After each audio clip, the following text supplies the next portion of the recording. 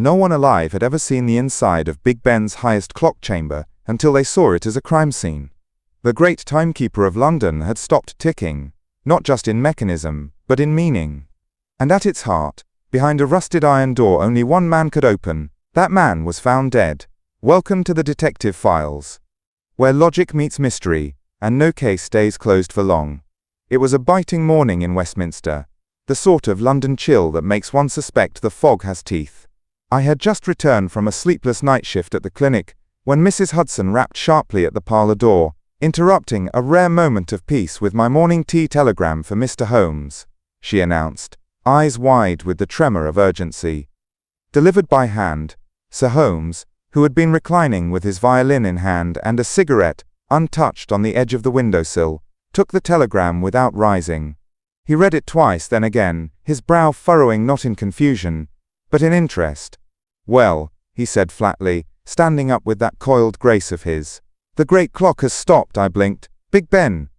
He nodded, already reaching for his overcoat, "and a man is dead inside it." Quote, within half an hour we were in a cab weaving through the thick, sooty veins of London traffic. Holmes sat unnervingly still, save for the twitching of his left hand against his temple, an unmistakable signal that his mind was leaping far ahead of events. I ventured a question, trying not to sound as if I were gasping for context. "What exactly did the telegram say?" Holmes retrieved it from his breast pocket and passed it over without a word. Holmes urgent. "William F. Thaxter found dead in the sealed upper clockroom of Big Ben. Door locked from the inside. Scotland Yard concludes accidental fall. I don't believe it. Only he had the key. Pocket watch smashed. Clock face stopped at 3:13. Something's wrong.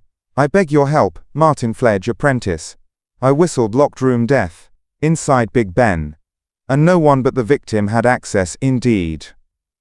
"A classic impossibility," Holmes replied, eyes narrowing. "Which means it cannot have occurred by accident." As we crossed Westminster Bridge, the tower came into view, rising from the mist like a sentinel of stone and iron. For once, it was not chiming. Its mighty face showed the time as 3:13, eternally paused, as though the tower itself were holding its breath. We were greeted, at the cordoned base of the tower, by Inspector Lestrade, looking every bit the man who had spent too many hours being made to look foolish. "Holmes." "Doctor," he said stiffly, "I dare say I don't need to tell you that this is a sensitive matter." Holmes gave him a cool nod. "You're referring no doubt to the prestige of the location." "And the timing," Lestrade muttered. "The Queen's Jubilee approaches. This place was to be a centerpiece. Now the press has wind of a death, and they're sniffing around like jackals." Holmes didn't answer. His eyes were fixed upward, toward the clock face. Something in his stillness made me uneasy. "Shall we see the body?" he asked. Lestrade hesitated. "It's not pleasant." We began the long, spiraling ascent. Iron stairs, cold and slick with condensation, clanged beneath our boots. The higher we climbed, the more the noise of the city faded, replaced by the deep, ambient groan of ancient gears. Finally, we reached the heavy iron door to the clock chamber, bolted from the inside. Lestrade unlocked it with the help of a Smith's override. The room beyond was dim, filled with the copper and grease scent of clockwork. A tall skeletal mechanism loomed in the center like a spine of metal vertebrae, and beneath it, sprawled on the grated floor, limbs at unnatural angles, was William Thaxter. The sight of the body chilled me. Blood pooled oddly, as though gravity had not been allowed its usual path. But what caught Holmes's attention was not the corpse. It was the smashed pocket watch on the floor beside it. Holmes crouched, careful not to disturb anything. "The watch reads 2:42, he murmured. "And yet the great clock face above us reads 3:13, I said. Holmes said nothing. Not yet. The silence in the chamber was so complete, one could hear the settling dust. Holmes rose slowly from beside the body, brushing his gloves against his coat with clinical precision. He did not speak immediately, nor acknowledge the presence of the uniformed constables standing awkwardly by the walls, as though afraid to breathe too deeply inside such a sacred machine. "I'll need 15 minutes alone in this room," he said at last, his voice flat. Lestrade sighed. "You always do." Watson and I stepped out into the narrow walkway, circling the tower's interior, leaving Holmes amidst the massive gears and frozen hands of time. It was there, leaning against the brass railing, that I first saw him, a boy of no more than 20, slender, pale-faced and visibly shaking. He wore a soot-stained workman's vest over a shirt several sizes too large. His eyes darted between the constables and the door, uncertain whether to approach or flee. I extended a hand gently. "You must be Martin Fledge." He looked up, startled, then nodded quickly. "You're Dr. Watson." "Yes." "Holmes is inside." "I know." I saw him go in. He swallowed hard. "Is it true?" "About Mr. Thaxter?" I softened my tone. "I'm afraid so." Quote. The young man's face collapsed inward, like a marionette with its strings cut. He turned away, hands trembling against the railing. "It can't be an accident," he whispered. He was. Paranoid about safety. He'd test the steps every day before climbing. Kept a rope tied to his waist whenever he worked near the gears. Yet he was found alone. No rope. No sign of a struggle. I paused. "What do you suspect?" Martin hesitated, then leaned closer, his voice almost inaudible. He was working on something secret, something new. I never saw the full design, just scraps. But I know this much. It had to do with electromagnetic propulsion. I blinked. "That's not exactly standard clockwork." "No, sir. It wasn't meant for clocks. It was meant for, well, I don't know what it was meant for." "But he said it would change everything." Holmes emerged just then, stepping silently onto the landing behind us. Martin flinched, as if he'd been caught stealing secrets. Holmes spoke without greeting. "You mentioned earlier that only Mr. Thaxter had a key to the chamber." Martin nodded. "Yes, sir. He wore it around his neck at all times. Even slept with it." Holmes's eyes narrowed slightly. "And yet it was not found on the body." Quote. The young apprentice's mouth opened, then closed. "No," he said finally, "but the constable said it might have fallen, or maybe been taken after." "I mean—" Holmes raised a gloved hand. "You are lying, but I haven't yet determined why." Martin stiffened. "I'm not." Holmes turned sharply, eyes blazing. "Do not insult my intelligence, Mr. Fledge. You either know more than you are saying, or you have reason to fear the truth. Either way, your hands are not clean." I stepped forward, alarmed Holmes. But he was already moving past us, his coat swirling behind him like a shadow with purpose. "We're leaving," he announced. "The answers are not here." I called after him. "Where are we going?" "He didn't turn back to the past, Watson," he called, "the only place where secrets stay buried long enough to become fatal." We left the tower without another word to Lestrade. The inspector watched us descend the final steps with that familiar mixture of irritation and reluctant trust, but said nothing. Outside, the streets of Westminster bustled on as if London's heartbeat had never missed a tick. Holmes paused on the pavement, eyes turned not toward the crowd or the cab stand, but upward, to the looming face of Big Ben, still frozen at 3:13. "Still watching? Where to now?" I asked, as we climbed into a waiting hansom. Holmes gave a clipped reply. "Chalk Farm. We're going to the Institute." "The Institute of Mechanical Innovation." He nodded.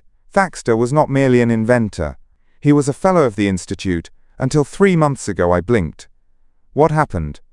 "He resigned," Holmes said, his voice tinged with disdain. Or rather, he was forced to. The journey to Chalk Farm took little more than half an hour, during which Holmes spoke not at all.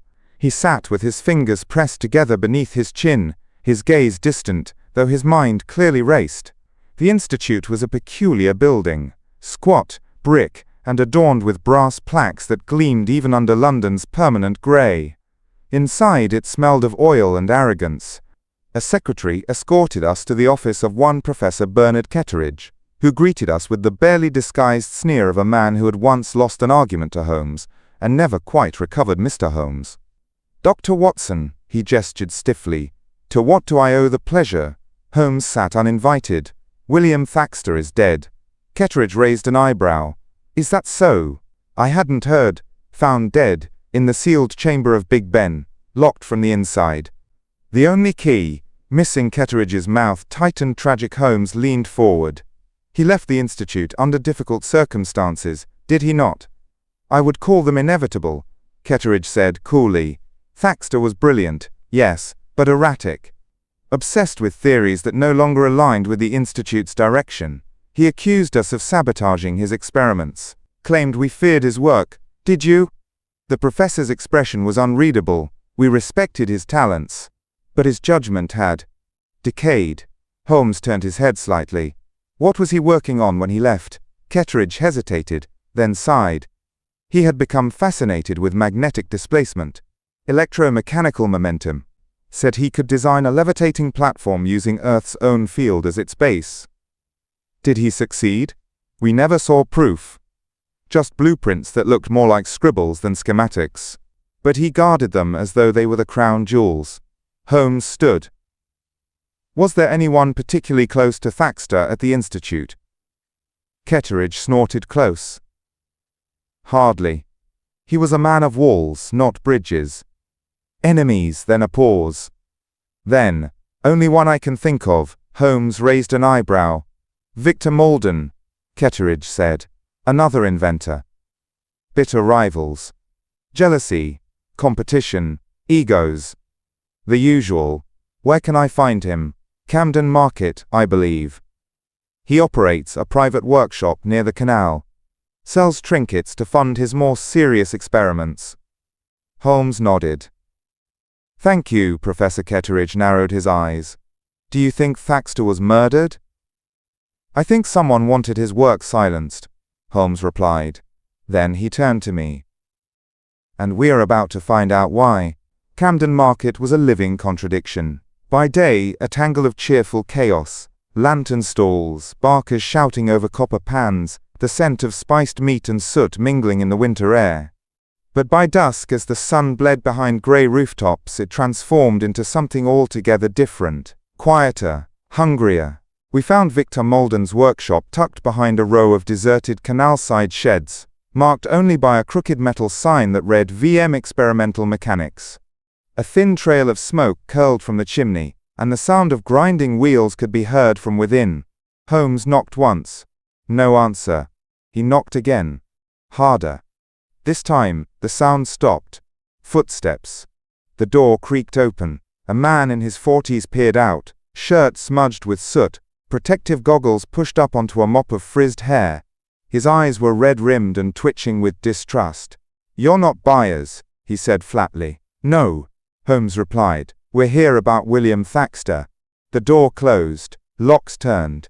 Then it opened again. Inside was a cramped jungle of brass coils, wooden prototypes, and long-forgotten patents nailed to the walls. A kettle whistled furiously atop a scorched iron stove in the corner. The room smelled of burnt rubber and ambition.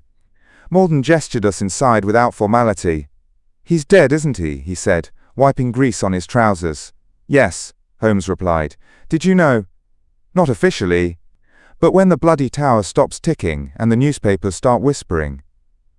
He shrugged. Didn't take much deduction. You and Thaxter were rivals, Holmes said, circling the room like a slow-moving magnet near iron filings. Tell me, did that rivalry ever turn personal? Malden barked a bitter laugh. What rivalry isn't personal? But no, I didn't kill the man, if that's what you're sniffing for. You threatened him once. Publicly. Claimed he'd stolen an idea. Because he did, Malden snapped. The magnetic rail induction system, mine. I showed him the prototype at a symposium 2 years ago. Next thing I know, he's claiming it as his quote vibrational stabilizer. Did you confront him? Of course I did. He denied it, said he'd arrived at it independently. Liar Holmes knelt beside a peculiar contraption on the floor. A rotating metal disc suspended on repelling magnets. This is yours, Malden nodded. Proof of concept. Not stable, not scalable, but it hovers. For 3 seconds anyway. Quote. Holmes tapped it lightly. It wobbled, spun, then stopped. Do you believe he was working on a weapon? He asked without looking up. Malden stiffened. Weapon. Yes. Something more than locomotion. The inventor's lips pressed thin. He was secretive. Always. I wouldn't know. Holmes stood. Did you ever attempt to enter the upper chamber of Big Ben? Malden looked genuinely startled. What? No. Why would I? Because that's where he died, Holmes said softly. And because whoever did this, did it for knowledge. Or vengeance. Malden's jaw clenched. I hated the man, he admitted. But I didn't kill him. You'll need a different ghost for that clock tower. Holmes stepped toward the door. I intend to find one. By the time we returned to Baker Street, night had claimed the city. The fire was already lit, courtesy of Mrs. Hudson, and the scent of burnt toast lingered faintly.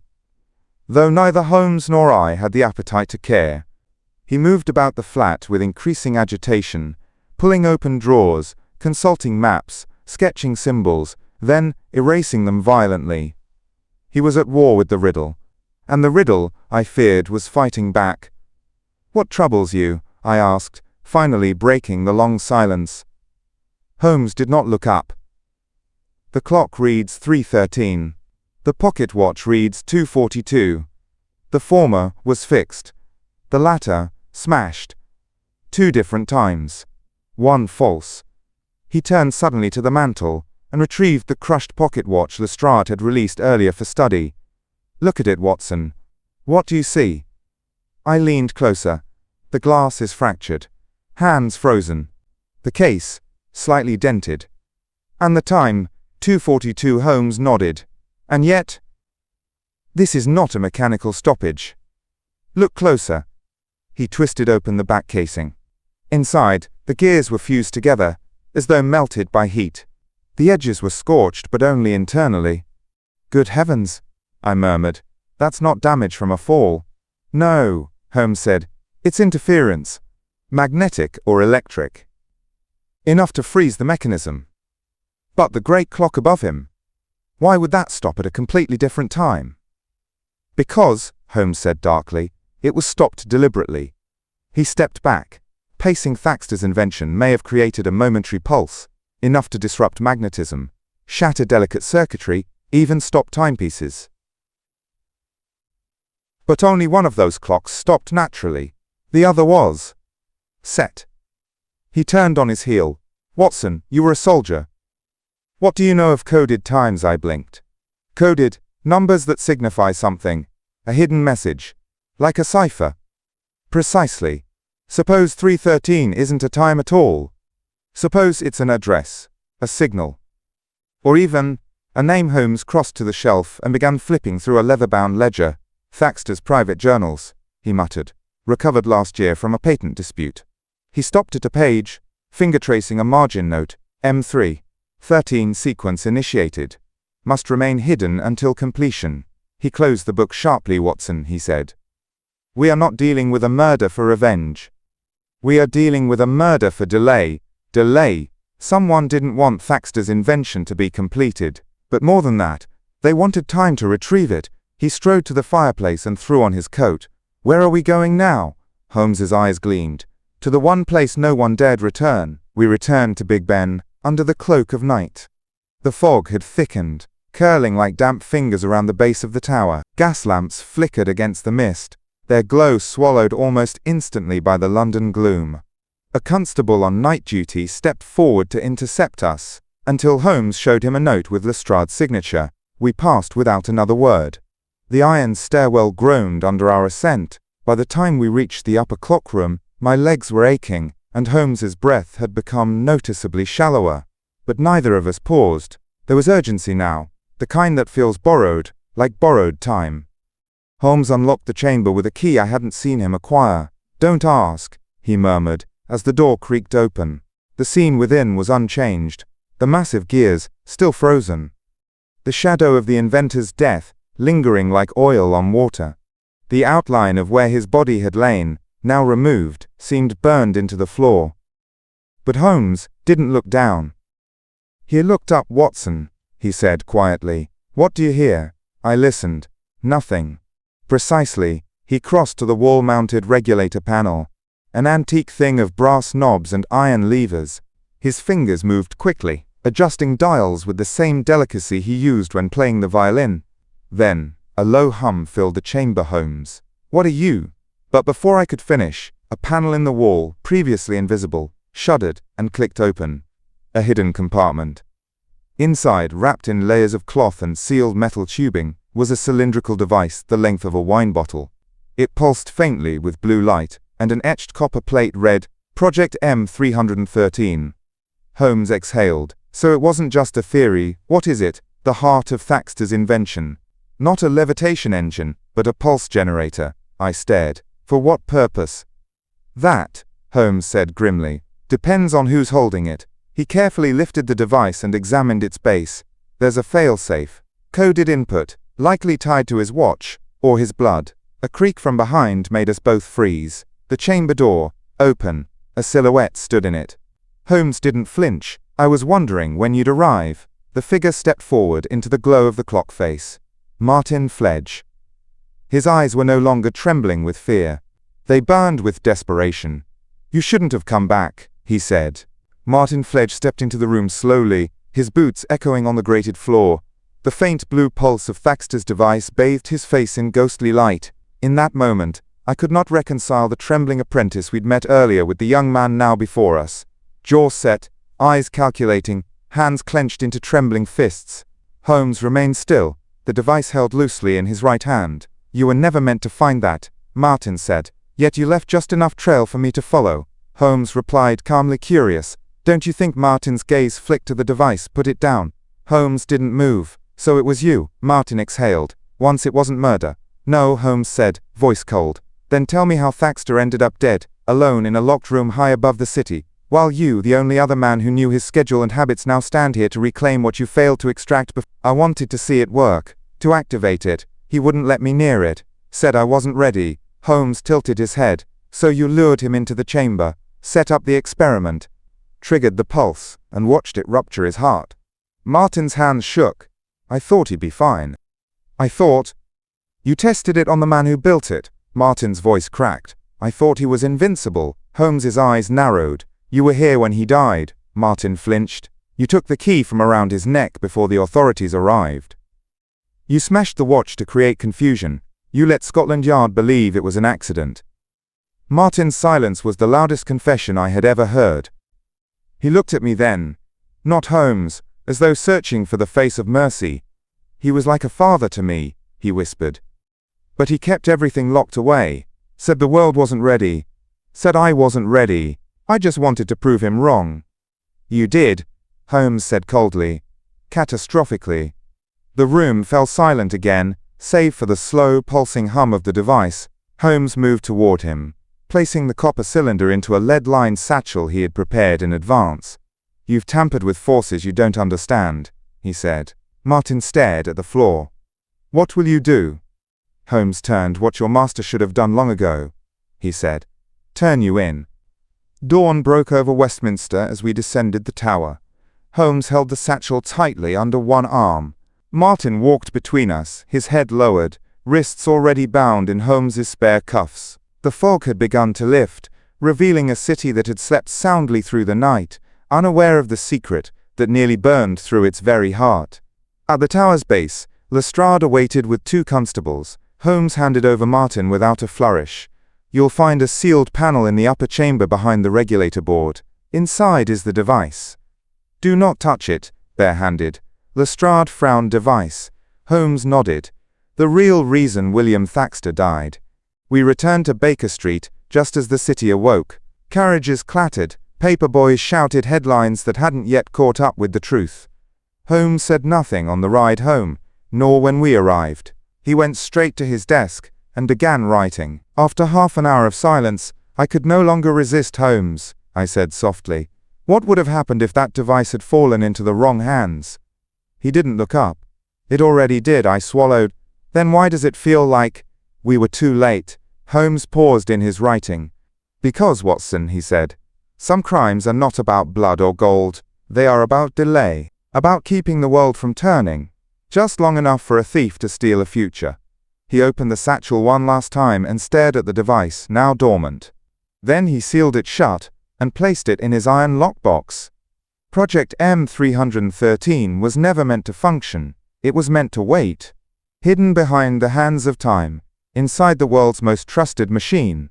And now, he said, locking the box with a final metallic snap, it waits no more. I sat back, chilled.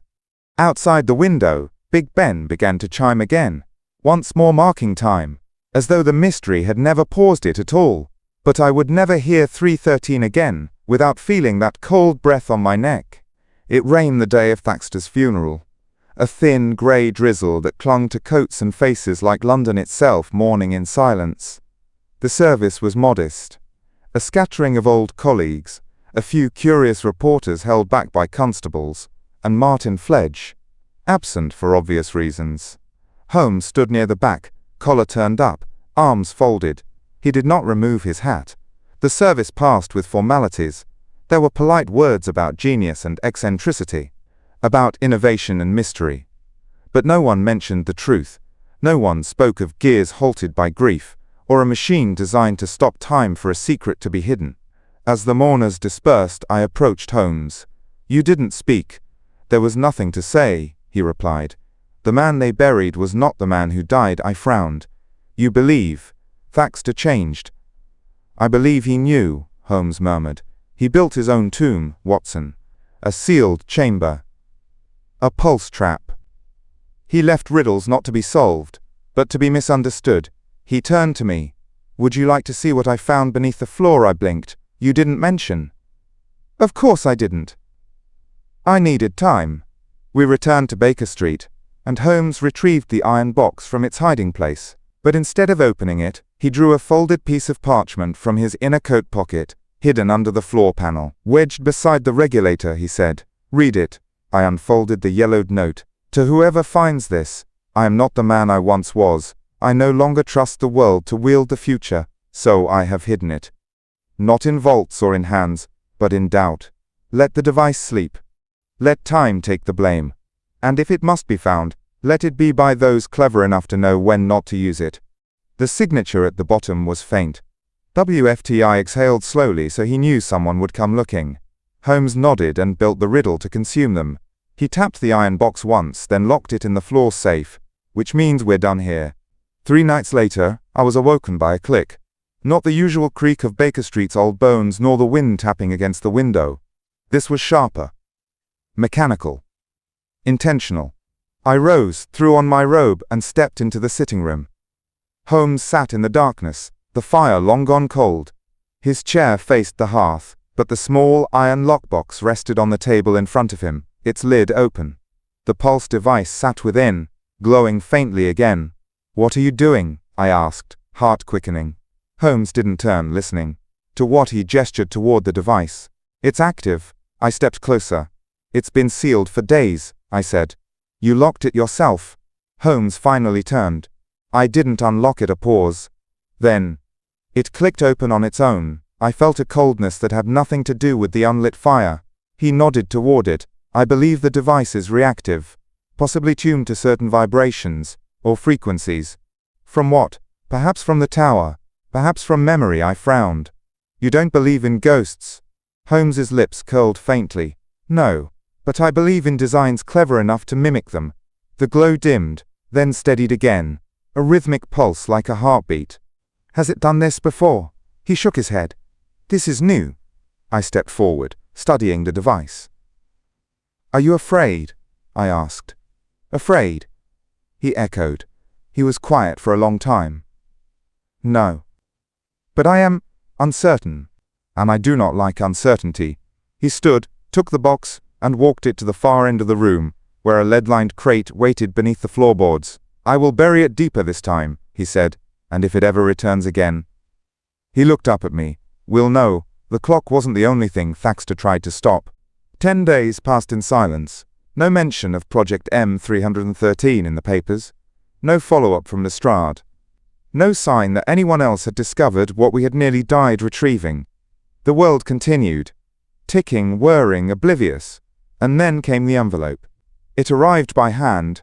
No postage, no return address. Just a thin white envelope, slid under our door, while Mrs. Hudson had stepped out for bread. I picked it up and saw my name, written in delicate, unfamiliar ink. Inside was a single sheet of thick parchment. No greeting. No signature. Just 3 chilling lines. "You buried the engine, we buried the map. But the hands of time still move beneath your floor." I looked up at Holmes, who had read over my shoulder in silence. His face had gone still. But not unreadable. I saw it this time. Worry. He stood, crossed the room to the fireplace, and removed the iron box once more. It remained shut. He opened it. The device was gone. The lead casing had been unlatched. No sign of tampering. No marks. No prints. Gone. I looked at him, horrified how Holmes turned slowly, his voice low because Thaxter never built a device to be stored. He stepped back, piecing it together aloud. He built a device to move. Quote. The final words hung in the room like a verdict. Somewhere in London something had awoken, and the hands of time were turning again. If you enjoyed this mystery, don't forget to subscribe. More chilling cases, more brilliant deductions, only on the Detective Files.